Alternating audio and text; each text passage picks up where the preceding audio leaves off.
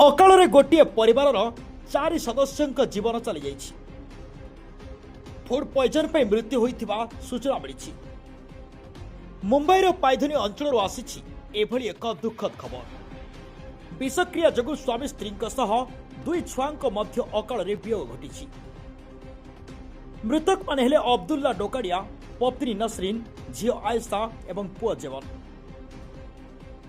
ମୃତକଙ୍କ ସମ୍ପର୍କୀୟ କହିଛନ୍ତି କି ପରିବାରର ସମସ୍ତ ସଦସ୍ୟ ମୃତ୍ୟୁର କିଛି ସମୟ ପୂର୍ବରୁ ସମସ୍ତେ ଏକାଠି ବସି ରାତ୍ରି ଭୋଜନ କରିଥିଲେ। ରାତ୍ରି ଭୋଜନରେ ପରିବାର ଲୋକେ ବିରିୟାନୀ ଖାଇଥିଲେ। ବେଶ୍ ଖୁସିର ସହ ଖାଉଥିଲେ, ଆଉ ସୁଖ ଦୁଃଖ ବି ହୋଇଥିଲେ। ତେବେ କେହି କେବେ ଭାବିନଥିଲେ କି ଏଭଳି ଏକ ବଡ଼ ଅଘଟଣ ଘଟିଯିବ। ବିରିୟାନୀ ଖାଇସାରିବା ପରେ ସମସ୍ତେ ତରଭୁଜ ଖାଇଥିଲେ, ହେଲେ କେବେ ମଧ୍ୟ ଭାବିନଥିଲେ କି ଏହି ତରଭୁଜ ତାଙ୍କ ଜୀବନର ଶେଷ ଖାଦ୍ୟ ହୋଇଯିବ ବୋଲି। ତରଭୁଜ ଖାଇସାରିବା ପରେ ସମସ୍ତେ ଶୋଇବା ପାଇଁ ଯାଇଥିଲେ, ମାତ୍ର ନିଦ ହେବା ପୂର୍ବରୁ ଅସୁସ୍ଥତା ଅନୁଭବ କରିଥିଲେ। ସମସ୍ତେ ଏଭଳି ଅନୁଭବ କରିଥିବା କହିବା ପରେ ଆମ୍ବୁଲାନ୍ସ ଡାକି ମେଡିକାଲକୁ ଯାଇଥିଲେ, ହେଲେ ଡାକ୍ତର ସେଠାରେ ପରିବାରର 4 ସଦସ୍ୟଙ୍କର ମୃତ ଘୋଷଣା କରିଥିଲା। ଦମ୍ପତିଙ୍କ ସହ ତାଙ୍କ 2 ସନ୍ତାନଙ୍କ ଦେହାନ୍ତ ଘଟିଥିଲା। ତେବେ ପୋଲିସ ଏ ଖବର ପାଇବା ପରେ ତଦନ୍ତ ଆରମ୍ଭ କରିଛି।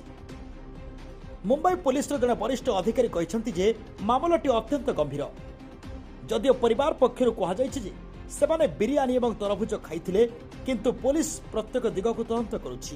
ଖାଦ୍ୟରେ ବିଷାକ୍ତ ପଦାର୍ଥ ଥିଲା କି ଏହା 2ଟି ଭିନ୍ନ ଖାଦ୍ୟର ମିଶ୍ରଣର ଫଳାଫଳ ଥିଲା ତାହା ସ୍ପଷ୍ଟ ହୋଇନାହିଁ। ପୋଲିସ କହିଛି ଯେ ପୋଷ୍ଟମର୍ଟମ ରିପୋର୍ଟ ଆସିବା ପରେ ହିଁ ମୃତ୍ୟୁର ପ୍ରକୃତ କାରଣ ଜଣାପଡ଼ିବ। ବର୍ତ୍ତମାନ ପାଇଧୁନି ପୋଲିସ ଦୁର୍ଘଟଣାଜନିତ ମୃତ୍ୟୁ ବା ଏଡିଏର ମାମଲା ରୁଜୁ କରି ତଦନ୍ତ ଆରମ୍ଭ କରିଛି। କେହି ଖାଦ୍ୟ ମିଶାଇଥିଲା ନା ଆଉ କିଛି, ଏ ଦିଗକୁ ଲକ୍ଷ୍ୟ କରି ମଧ୍ୟ ତଦନ୍ତ କରୁଛି ପୋଲିସ। ତେବେ ଅକାଳରେ ଗୋଟିଏ ପରିବାର 4 ସଦସ୍ୟଙ୍କ ଜୀବନ ଯାଇଛି। ଫୁଡ୍ ପଏଜନ୍ ପାଇଁ ମୃତ୍ୟୁ ହୋଇଥିବା ସୂଚନା ମିଳିଛି। ମୁମ୍ବାଇର ପାଇଧୁନି ଅଞ୍ଚଳରୁ ଆସୁଛି ଏଭଳି ଏକ ଦୁଃଖଦ ଖବର।